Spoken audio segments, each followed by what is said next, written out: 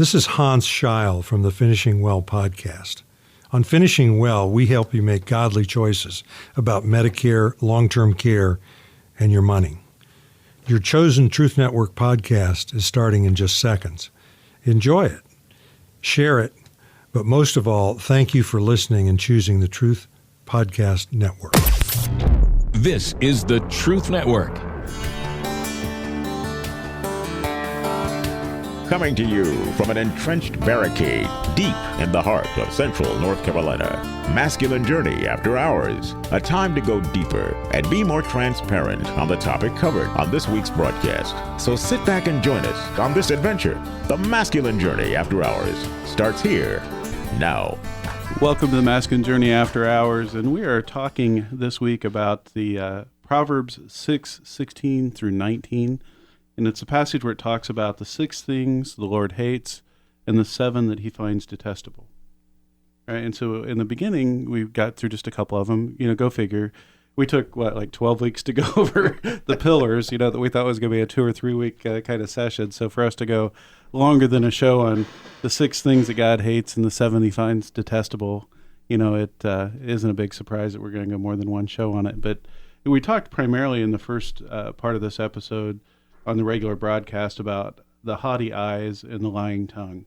That's where we spent most of the time. And so to kind of refresh, Robbie, if you don't mind kind of setting up, what is haughty eyes? What's a way that we could interpret that? If God was speaking to us saying, hey, don't have haughty eyes, what would he be meaning? Well, it's you take pride. I like the way Harold actually put it, that you take pride past the point of being inside, and it begins to where you can see it on the outside. It certainly is being puffed up, but you know what it feels like. That's what I say. You know what haughty eyes feel like because you've had it done to you. Like, that guy thinks he's better than me. Don't look at me like that. That guy looks, what makes him think that he's, Yeah. You know what it feels like. So we're having haughty eyes back at him, who's having haughty eyes at us. Yeah, most of the clips are like that we've done. That's true. And so haughty eyes, and of course, lying tongue. I think we've all know what that feels like, and if we're honest with ourselves, we've probably all done that at some point or another. Some better than others, but at some point, the bad part is that it sometimes works, and unfortunately, it takes years for it to kind of play itself out. But I want to ask you guys some questions around, this is the area where we're supposed to go deeper.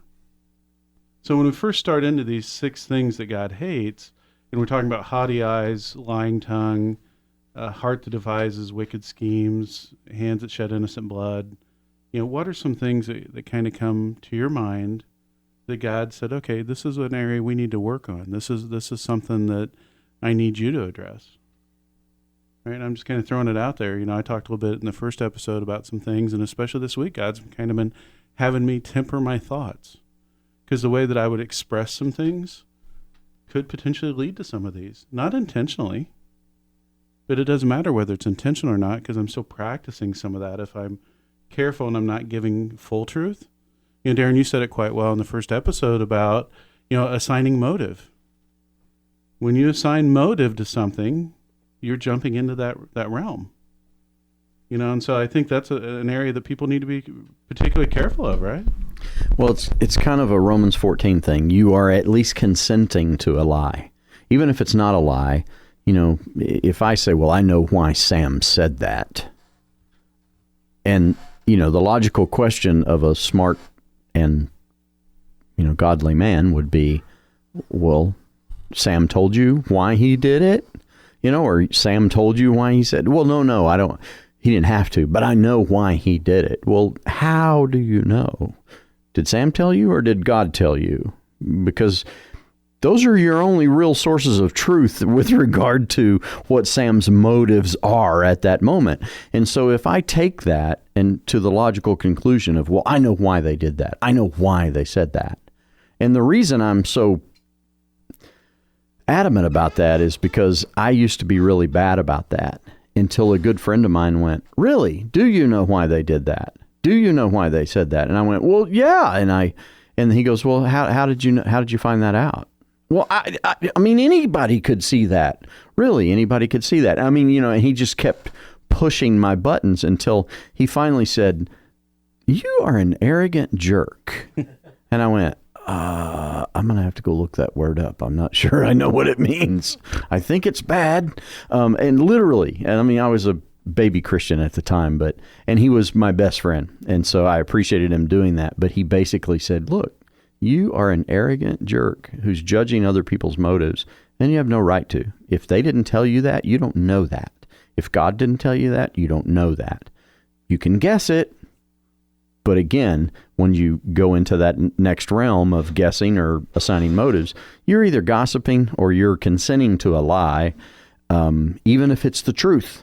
Even if it's the truth. And that's the Romans 14 part of it, So when you consent to a sin, something you think is a sin, when you consent to something that might be a lie, you don't know for sure it's truth or lie, then you've in essence told a lie. Mm-hmm. It's same thing Jesus says. When you look on a woman and lust after her, you've committed adultery. When you've said raka or fool, you've committed murder in your heart. And you asked me about that in the first, in the radio show, not in the after hours, about this whole shedding innocent blood. Well, there you go. If you've ever called somebody a fool, you're guilty of shedding innocent blood. According to Jesus. Now, I mean, you can argue with me all you want, but your real argument is with Jesus, because he's the one that says, if you treat your brother that way, you've done the same thing as murder your brother. So what about this whole a heart that devises wicked schemes? What if it's for a really good reason? Does that count? Justify it, right? If it's for a good reason, doesn't the ends justify the means?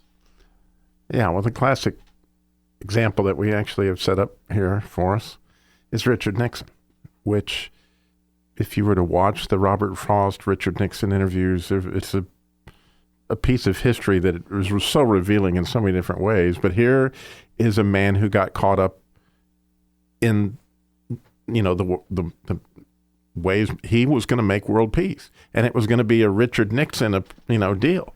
Like I shared in my show, last week. Don't do the Heisman. Like that's my football and I'm taking it across my goal line and I've got the stiff arm off against the Democrats or whoever else is in my way to make this thing happen. And so Nixon was going to make it happen regardless of that. However, you can see through this interview that he did have some integrity. He did resign. It had all sorts of ramifications. But here's a guy who's gone all the way down the Proverbs 6:16 road. In other words, he's gotten involved in the lies. He's gotten involved in the scheme from the standpoint of at least tried to cover it up to some extent. You don't know what all's involved in that. But you asked earlier, what as we've been studying this, how has this changed your view? So, as you listen to this clip, you're going to see a man that has been involved in something that has come crushing down on him. And it happened in my own life. It's happened on this ministry, but it's also happened when I lost my dealership. And at the end of the thing, you'll hear Richard Nixon say very clearly, it's a burden I'm going to have to carry for the rest of my life. And what he's so Frank Caliendo, you got nothing to worry about. Yeah. But the point is that as I listened to that, I felt very, very sorry for him, but I thought, wait a minute. If he's in Christ, he's not carrying that burden. If he would give the ball back to Jesus, Jesus used what President Nixon did to a great extent to set up Reagan to do all sorts of things that led to the peace that really Richard Nixon was hoping for. It did set the stage, but it was Jesus's ball the whole time, and what he did was very instrumental in it, and kudos off to him. But instead, he's still got somewhat of the haughty eyes saying, well, it's still your pride that says this is a burden I'm going to carry. Well, as I looked at my own situation of losing the dealership, which we were involved where the office manager had misappropriated funds, and there were all sorts of things that kind of got covered up and swept under the carpet that I was very much aware of. And I got involved in all that evil schemes and lying because, we needed to save these employees' jobs. We needed to save the business. I was right there. And I could so relate to this clip as I listened to it. And I wonder, listener, as you listen to it, if you've ever been involved in something that imploded, that got way more involved than you ever thought it was going to be. It just got on a downward spiral, and you fell right down this road. And at the end of the road, can you give it back and say, you know what, Jesus, you're going to use this to carry the ball forward because the kingdom is coming, and I'm innocent. But now we come down to the key point. And let me answer it in my own way about how do I feel about the American people. That forces me to rationalize now and give you a carefully prepared, cropped statement. I didn't expect this question, frankly, though, so I'm not going to give you that. But I can tell you this. Nor did I. I think I said it all in one of those moments that you're not thinking. Sometimes you say the things that are really in your heart. When you're thinking in advance, then you say things that, are tailored to the audience. I had a lot of difficult meetings those last days before I resigned, and the most difficult one, and the only one where I broke into tears. It was the first time I cried since Eisenhower died.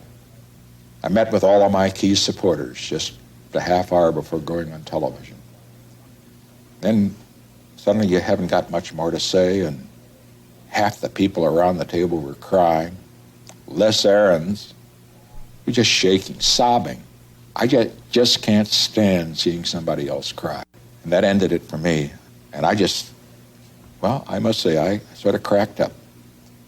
Started to cry, pushed my chair back, and then I blurted it out. And I said, I'm sorry. I just hope I haven't let you down. Well, when I said, I just hope I haven't let you down, that said it all. I had. I let down my friends. I let down the country. I let down our system of government and the dreams of all those young people that ought to get into government but will think it's all too corrupt and the rest. Yep, I let the American people down. And I have to carry that burden with me for the rest of my life. So it's simply beautiful that the Holy Spirit came in and gave Sir David Frost that question at just a moment where Nixon was vulnerable. The question caught him clearly by accident. You could hear he said, I didn't see the question coming either. He had thrown his clipboard to the side so Nixon wouldn't know that, or so that Nixon would know that the question wasn't a read question, it wasn't a prepared question, so that he would be able to give an authentic answer. And he did that because the Holy Spirit was giving Richard Nixon an opportunity to express an apology to the American people from the heart, which he did. And in that moment, I hope we all have that chance to say worse, because I've been caught. I'm right there. I've been and I've revisited that place on a few occasions. But at that point, can you, like Richard, go to the valley of humiliation and admit that you went down this road? However, unlike Richard Nixon, can you then give that to Jesus, let him take the ball from the little ball carrier and carry it on to the finish line and join with him on going to the next step? Because he does not want us to sit and revel in that failure. As I didn't watch the whole interview. I've heard this snippet, right? And I was alive. I remember when he resigned, and I was younger, but I remember it. I actually remember where I was when it happened. I was in a car riding with my folks somewhere, and it came across the radio that he had resigned. When I listen to that, I hear a man that is trying to be very genuine and very honest. We talk about on this show where, one of the best things that can happen is your pose can be broken. And you're dealing with a man whose pose was broken. But as he's starting to get some perspective, I think the enemy wants to keep him in that bondage of you're always going to carry this burden, because what I hear is the agreement. Right. It may not be an arrogant standpoint as much as he's believing a lie that says this is all you're ever going to be known for, right? This is going to be the sum total of your political whatever it is, Your legacy. Legacy. I kept thinking tradition, but legacy. Yeah. And, again, I was a young boy when that happened, and I still remember it very vividly. And I've watched the Nixon Frost interviews from a historical standpoint. I like boring history. But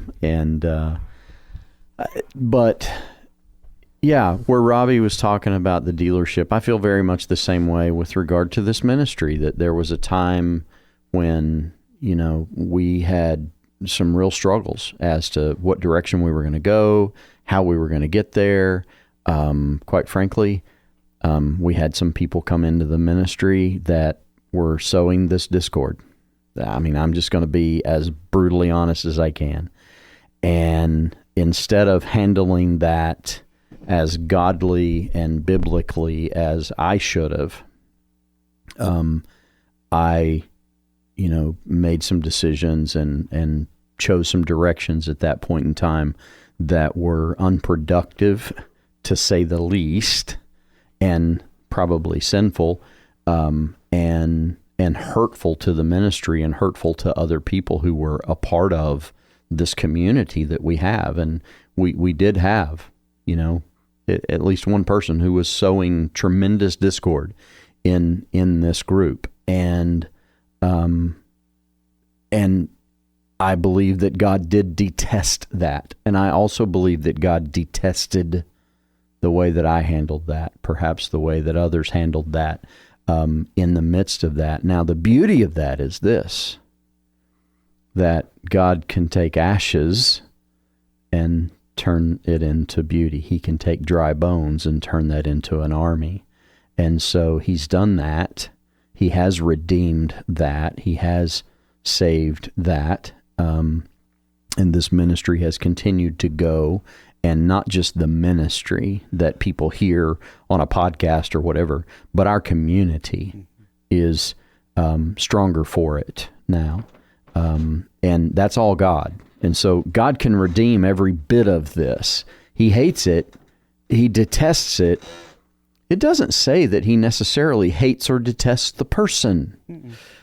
He hates what it does. I mean, he sees these 6 things leading to the 7th, which is creating dissension among the ranks of a community of people, sowing discord in the community, horribly sinful practice. Why? Well, just watch the news. I mean, that's all you got to do. You don't even have to watch the news, really. If you're on social media, if you're on the internet at all, you know how dissension is being sown in the American community, the world community, the church community. It doesn't matter what community, you can see it. It's we've talked about before. I may not know how to define judging others, but I know when I'm being judged. I know what it feels like to be judged, right?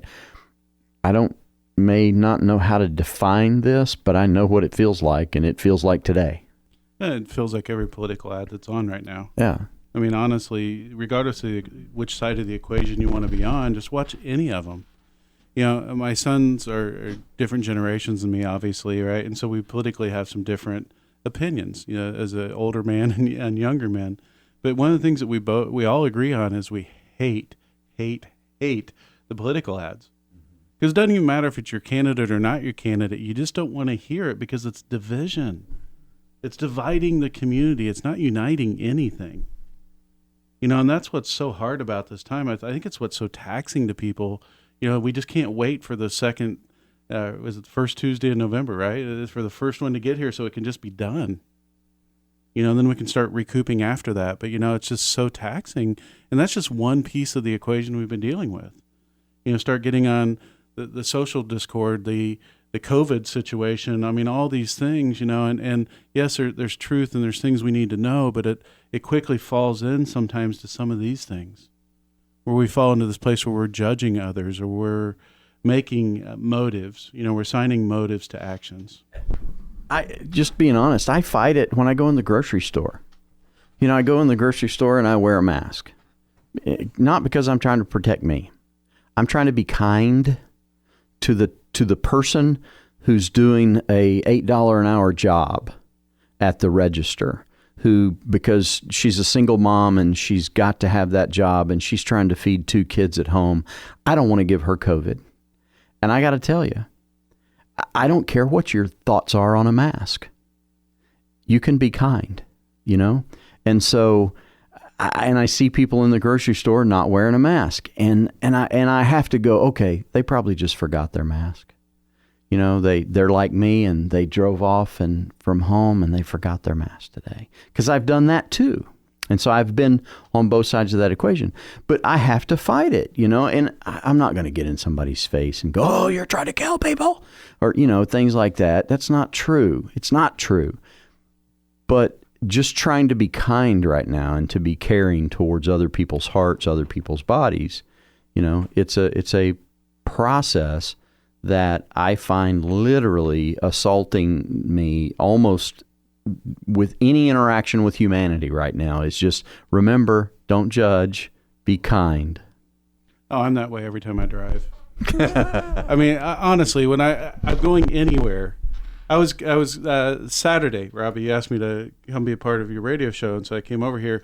On my way home, oh my gosh, I was so frustrated by the time I got home because I assigned so many motives to people my whole way home, and they were all idiots. You know, they didn't know how to use a turn signal, or they didn't know where they wanted to turn, and you know, and I was just like, I was so frustrated by the time I got home, and the only person that was worked up in the whole equation was me, right? You know, and it's because I was doing some of this stuff, you know, especially the haughty eyes. I was judging other people, right? And all it did was just tear my own heart apart in the midst of it. Now, Danny and Rodney, I noticed that you guys, you know, when we said we're going to share things, you kept pushing the microphone back and forth like neither one of you wanted to talk. Was that what was going on? Or you both wanted to talk? I don't know which it was. It was like a tennis match. It was. Yeah, we were deciding who was going to go first, and evidently I lost. Okay. So, I was thinking about a time as a ministry leader where our ministry was going to be part of an event that another ministry in the church was going to put, and they had a meeting, and one of the members of that committee was also on our committee, and he brought some information that were seeds of discord. Something was said, and it sounded very derogatory toward our ministry guys. Well, I championed that and sowed seeds of discord everywhere. Because I couldn't take it. I thought, you know, somebody's attacking our guys. And so we created a letter and signed it and presented it to the pastor, and which was a very bad idea. And number one, he's a big guy. But anyway, it broke his heart. And we ended up having a meeting, both committees, and kind of behind closed doors, and the discord and the damage that could have been major luckily was averted by God, and it brought us all closer together. But when I look back on that, I think, you know, I bought it hook, line, and sinker. And what I should have done was go to the pastor and go to a couple of people and go, hey, I understood that this conversation was had in that meeting. Is that true? Just a kind conversation, not a full-on bull rush into, you guys are haughty and I'm being haughty to knock down your haughtiness kind of thing. So, But anyway, that's just what that brought to mind. Is I brought it all the way down to Proverbs 6, just in my own mind, thinking someone was looking down on my ministry and my guys, and it imploded. So yeah, it steps into this place where it feels like, oh well, what I'm doing is justified. You know, my reaction's justified. Theirs wasn't necessarily. They provoked, you know, and so mine is now justified. So I'm going to go deal with that. Oh, yeah, I'm always justified, Sam. Come on. I just remember when I first saw the email come across, things that God hates. I'm like, hey, why you guys got to get personal here? And, you know, try to make this about me, huh? Come on, what are you guys doing? We didn't want to tell you. Yeah, I know. Yeah. But I was like, oh, my gosh, they found out. But, you know, you look at this, and we have many different examples. Mine example is from home. Where do I do that most is probably with the person I'm with the most, my wife. So I'm always, you know, assigning motive to Sue, and, oh, this must be it, and she must be up to this again, and all the past things and the past stuff and the past things and the past stuff, and it's just constantly, you know, it's coming again, and here it comes. I can sit there and oh, here she goes. She's going to go down this path, and I'm assigning stuff before she ever does. And boy, when it hits, I'm ready, right? That's where my heart just kills me, right? Because I'm starting to realize, I'm like, well, that's the things that are really bringing you down, depressing you, putting you in a place where you don't want to be. So in leading our care group this past week, we're reading a book called Maturity by Sinclair Ferguson, and it's really good book so far. We're just barely into it. It was just chapter 2, and I'm like just leading that down. I'm like, so what I want to challenge everybody when they walk away this week is, out of all these things that we talked about that could be basically helping you to backslide in your Christian walk, think of, just find one of them, because we can all find many. Find one, go this week, and basically I do scientific thinking stuff with work and stuff. So I'm like, basically make a hypothesis. If I do this, then I ought to be feeling this way, or change this way, or something shall be different about this situation in a month.